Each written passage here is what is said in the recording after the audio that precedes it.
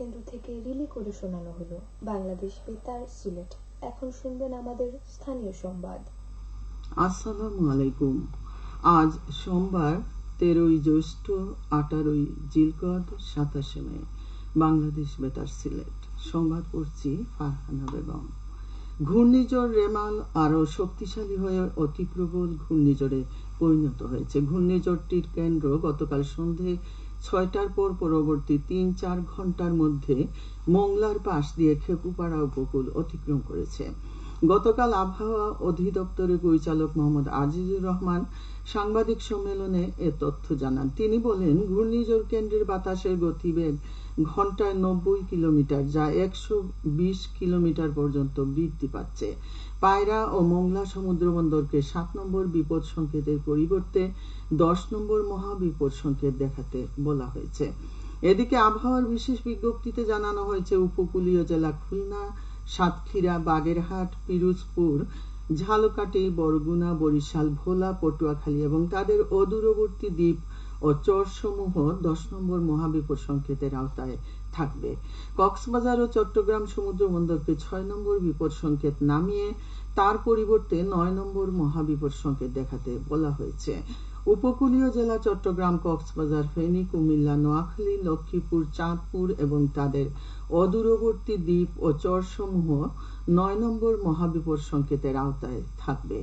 এছাড়াও খুলনা, সাতক্ষীরা, বাগেরহাট, পিরোজপুর, ঝালকাঠি, বরগুনা, বরিশাল, ভোলা, পটুয়াখালী, ফেনী, কুমিল্লা, নোয়াখালী, লক্ষ্মীপুর, চাঁদপুর, চট্টগ্রাম ও কক্সবাজার জেলার নদীবন্দর সমূহকে 4 নম্বর নৌ মহাবিপদ সংকেত দেখিয়ে যেতে বলেছে আবহাওয়া অফিস।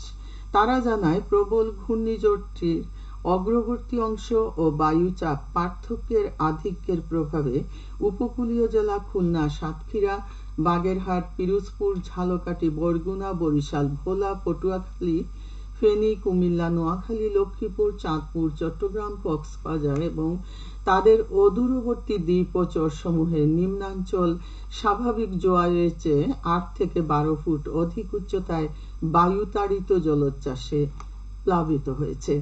এদিকে প্রবল ঘূর্ণিঝড়টির প্রভাবে সিলেট বিভাগ সহ রাজশাহী, রংপুর, ময়মনসিংহ, ঢাকা, খুলনা, বরিশাল ও চট্টগ্রাম বিভাগে ঝোড়ো হাওয়া সহ ভারী থেকে অতি ভারী বর্ষণ হতে পারে। অতি ভারী বর্ষণের প্রভাবে পাহাড়ি অঞ্চলের কোথাও কোথাও ভূমিধস হতে পারে। অলিপুর শিরোমণি মুজররদে ইয়ামনি হযরত শাহজালাল রহমতুল্লাহ আলাইহি ওরস মোবারক আগামীকাল থেকে শুরু হচ্ছে।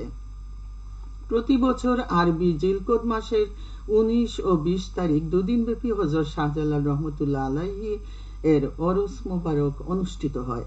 অন্যায়, অবিচার ও দুঃশাসনের বিরুদ্ধে সোচ্চার অবিচল ভাবমূর্তি নিয়ে এই অঞ্চলে আগমন ঘটে হযরত শাহজালাল রহমতুল্লাহ আলাইহি এর।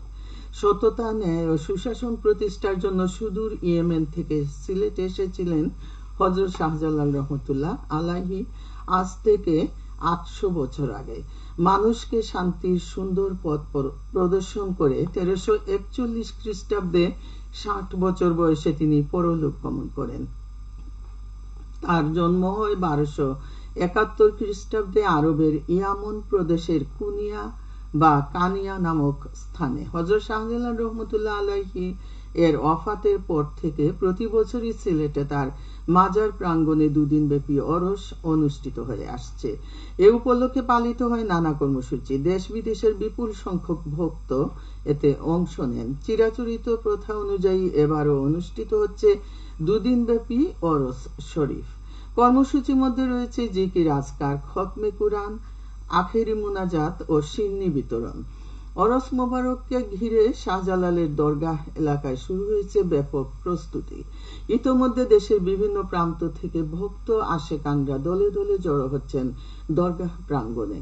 শান্তিপূর্ণভাবে ওরস মোবারক সম্পন্ন করতে প্রশাসন এবং বাজার কর্তৃপক্ষ বিভিন্ন পদক্ষেপ গ্রহণ করেছে। কয়েক স্তরে নিরাপত্তা বলয় তৈরি করেছে আইন শৃঙ্খলা বাহিনী। দরগাহ এলাকায় বসানো হয়েছে অত্যাধুনিক সিসি ক্যামেরা। আজ দিবাগত রাত থেকে শুরু হবে ওরসের পশু জবাই।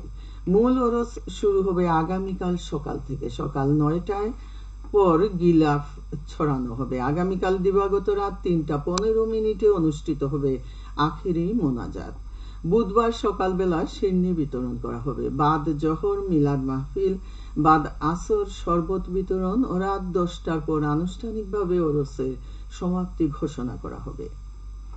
শ্রম ও কর্মসংস্থান প্রতিমন্ত্রী বীর মুক্তিযোদ্ধা মোহাম্মদ নজরুল ইসলাম চৌধুরী বলেছেন, এসডিজি লক্ষ্যমাত্রা পূরণে 2025 সালের মধ্যে দেশকে শিশুশ্রম মুক্ত করার প্রত্যয়ে সকলের দায়িত্ব পালন করা প্রয়োজন। তিনি গতকাল সিলেটের বিভাগীয় কমিশনারের কার্যালয়ে শ্রম ও কর্মসংস্থান মন্ত্রণালয়ের আয়োজনে শিশু শ্রম নিরসন বিষয়ক কর্মশালায় প্রধান অতিথির বক্তব্যে এসব কথা বলেন। বিভাগীয় কমিশনার আবু আহমদ সিদ্দিকের সভাপতিত্বে কর্মশালায় বিশেষ অতিথি ছিলেন শ্রম ও কর্মসংস্থান মন্ত্রণালয়ের সচিব মোহাম্মদ মাহবুব হোসেন। কমলগঞ্জে মাধবপুর ইউনিয়ন হতে আদমপুর ইউনিয়ন পর্যন্ত 1 কিলোমিটার রাস্তার পাকাকরণ কাজ শুরু হয়েছে।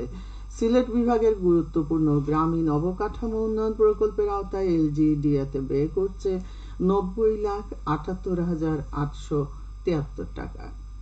খেলার খবর ফুটবল। সুনামগঞ্জের দোয়ারাবাজার উপজেলার বালিউরা মাঠে আয়োজিত ফুটবল টুর্নামেন্টে চ্যাম্পিয়ন হয়েছে আলীনগর দল। গতকাল ফাইনালে তারা টাই ব্রেকারে 5-4 গোলে হবিবনগর স্পোর্টিং ক্লাবকে পরাজিত করে। টুর্নামেন্টে 26টি দল অংশ নেয়। সবশেষে আবহাওয়া। আজ বেলা 1টা পর্যন্ত পূর্বাভাসে বলা হয়েছে সিলেট ও পার্শ্ববর্তী এলাকায় পশ্চিম উত্তর পশ্চিম দিক থেকে অস্থায়ীভাবে ঘন্টায় সর্বোচ্চ 60 কিলোমিটার বেগে ঝড়ো হাওয়া বয়ে যেতে পারে। সে সঙ্গে হতে পারে বৃষ্টি অথবা বজ্রসহ বৃষ্টিপাত। এসব এলাকার নদীবন্দর সমূহকে 1 নম্বর সতর্কতা সংকেত দেখে যেতে বলা হয়েছে। আজ সিলেটে সূর্যোদয় হয়েছে 5:04 এবং সূর্য অস্ত যাবে সন্ধ্যে 6:36। সংবাদ শেষ হলো। পরবর্তী স্থানীয় সংবাদ প্রচারিত হবে দুপুর 1:05।